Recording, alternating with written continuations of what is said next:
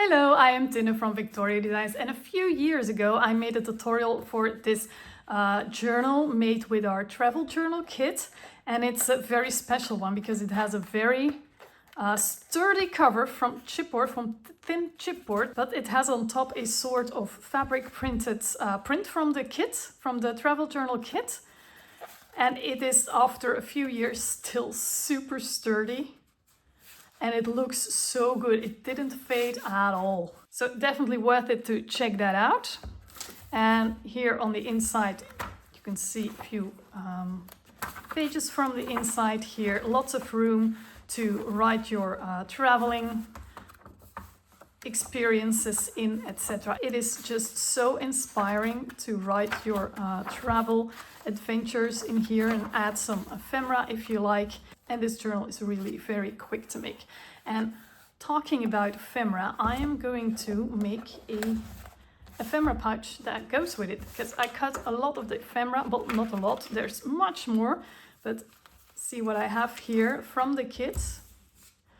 And I want to keep it in a little pouch all together because there are a lot of little things in here.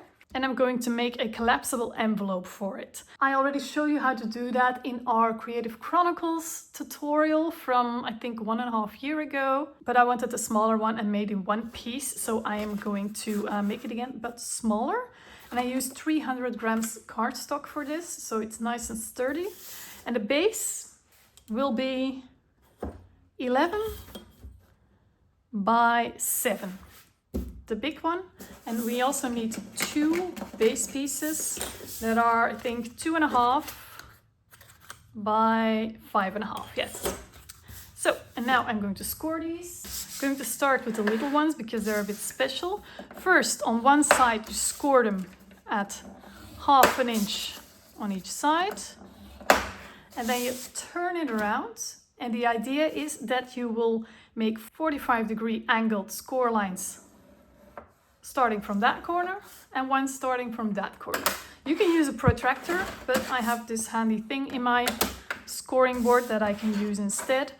This one from Martha Stewart, they don't sell anymore, but there are so many out there that probably also have this little nifty extra thingy. And this way you can just make 45-degree score lines as well. Now go with your corner, one of the corners that are on the side of all the tabs, and go to one of the slots. Like I will take the 3 slot so you can follow and just score. And now take the other one as well. Going to the 4 here. Doesn't matter where you go, it's just you need to find a slot.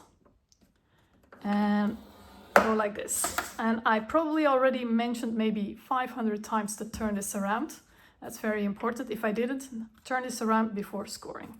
So you score these 3 tabs on one side and these diagonal ones on the other side. Gonna do the exact same thing with this one. So 1/2 inch, 1/2 inch, 1/2 inch, and then turn it around. See, okay, and this one. And then a diagonal one from this one. There you go. That's it. And then we need to score this one. And I'm going to score it at 2 inches and at 6.5 inches. So 2 and 6.5. That's the scoring done. And now I am going to fold this one. Always fold against the folding lines. So I scored on this line, so I'm gonna fold to the other side. These ones as well, these little 3 tab things go to this side.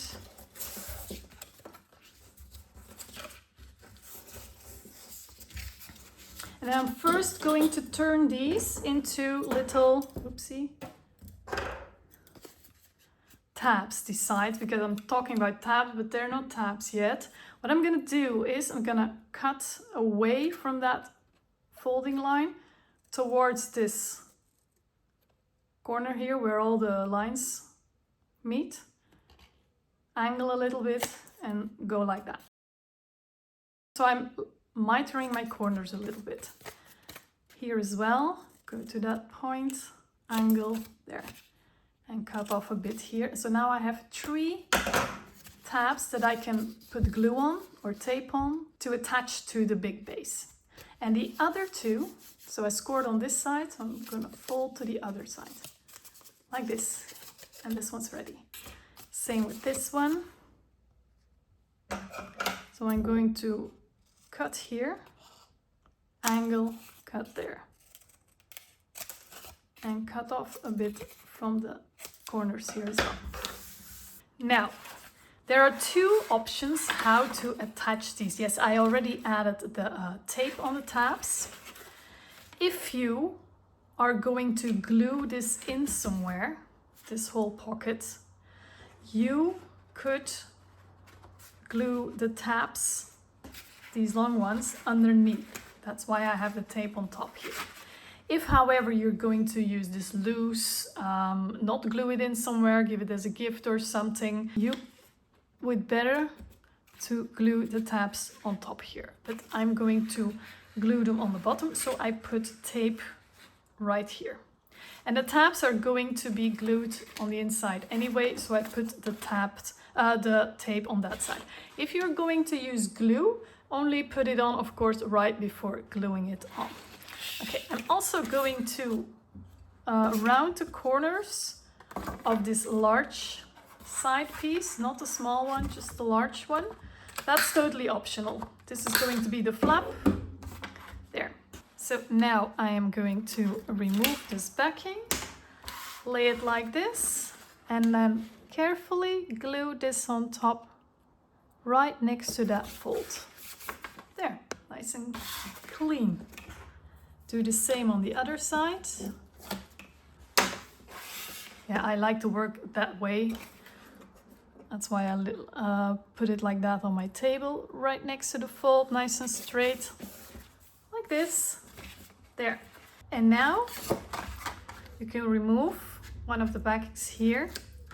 And when you attach it, make sure you're going to make a nice right angle, 90-degree angle, so that this edge really lines up. So really line this up so every corner is straight. Okay. Do the same with the other 3 corners. This.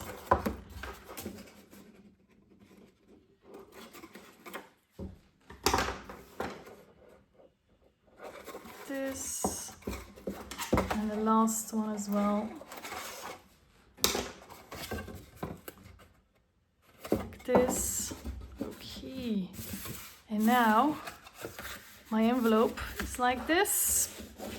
Going to make sure those folds really fold well, and I have a collapsible envelope like this.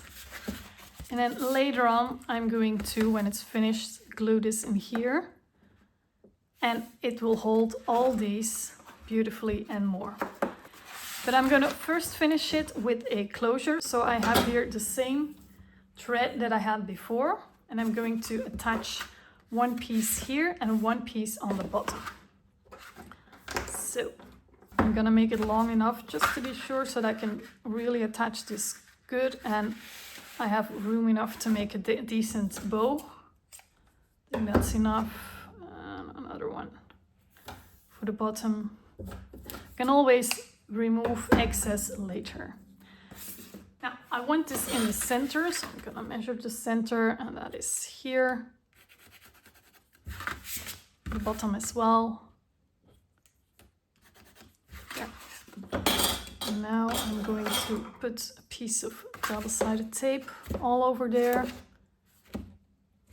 I'm gonna stop a little bit from the side because my panel that I'm going to put on top later will not go all the way to the edge.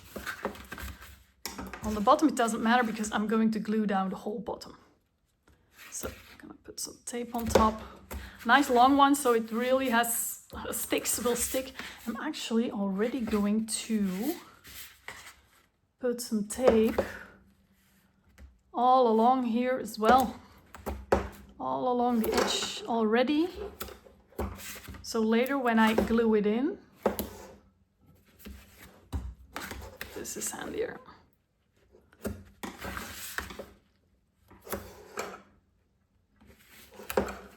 I already have the tape attached and I only need to add some extra glue then. There.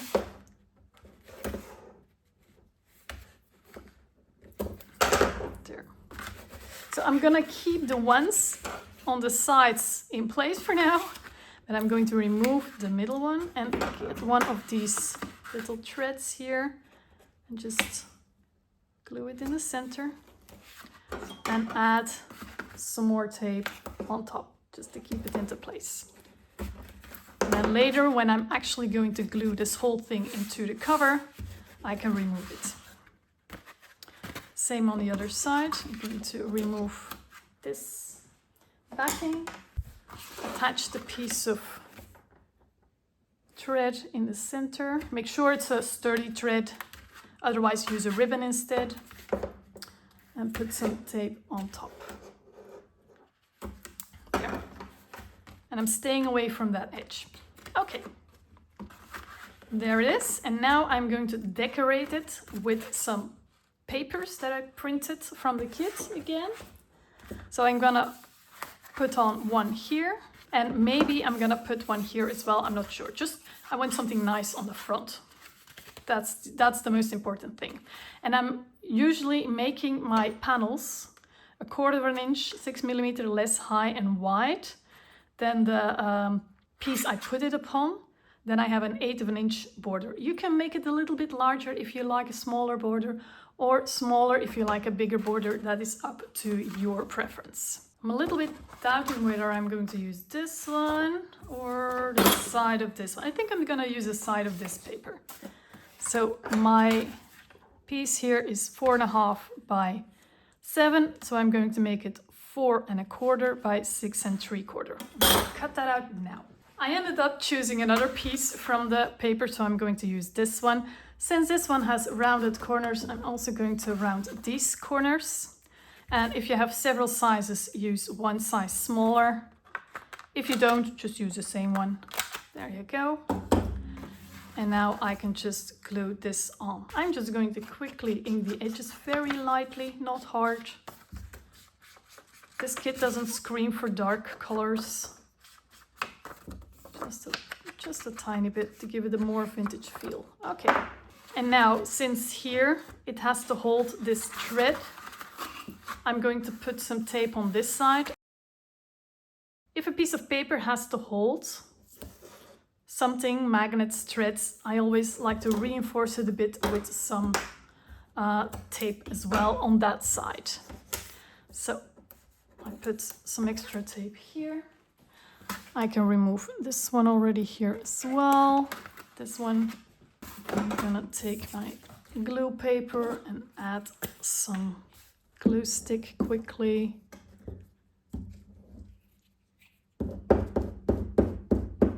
There you go. And then I can glue this on here.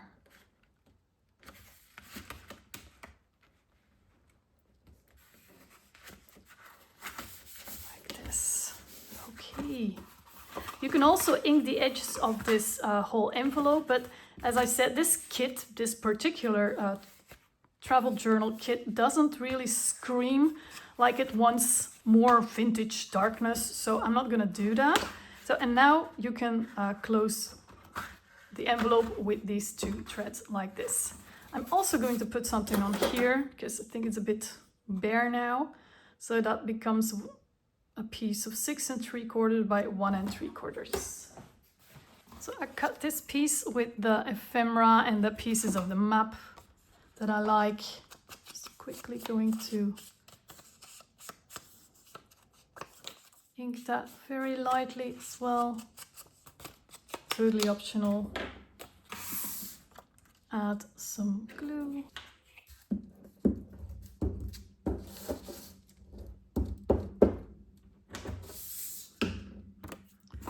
And glue it in place. You can do the direction like this, but I kept it straight.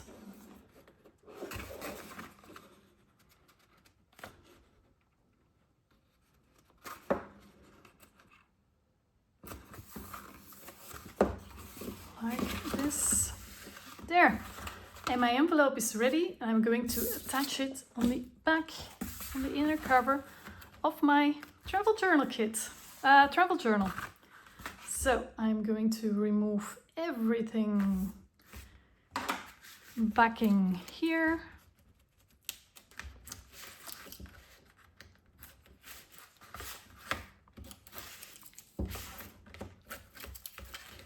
This. And for sturdiness, I'm also going to add some glue on here. Also where this was for extra strength.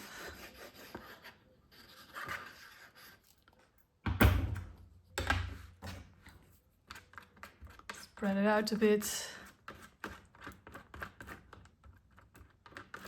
Make sure the edges have glue as well, but don't let it spill out. Like this. And then in the center of the back here. There you go. Because it's quite bulky, I'm gonna let it dry with the book on top. And when that has thoroughly dried, you can fill your envelope with ephemera, and when opened up, it forms a little box that holds everything. Look at that, like stamps and cards. We also have some tags here, more cards to journal on as well, with a lot of words, word art, labels, and yeah, much more fussy cutting pieces, much more. And this way, you can close it with a bow. Let's see if it's... Yeah, these are too long. I'm gonna trim it a bit. And if you don't think a thread is very handy, just use ribbon instead. And now my journal has an ephemera pocket. There, I really hope you loved this short tutorial. If you do, please give this video a thumbs up. If you want to know more about the travel journal kit, it's linked below, and other links that I mentioned you can find below as well. And now I wish you a very beautiful day. Bye bye.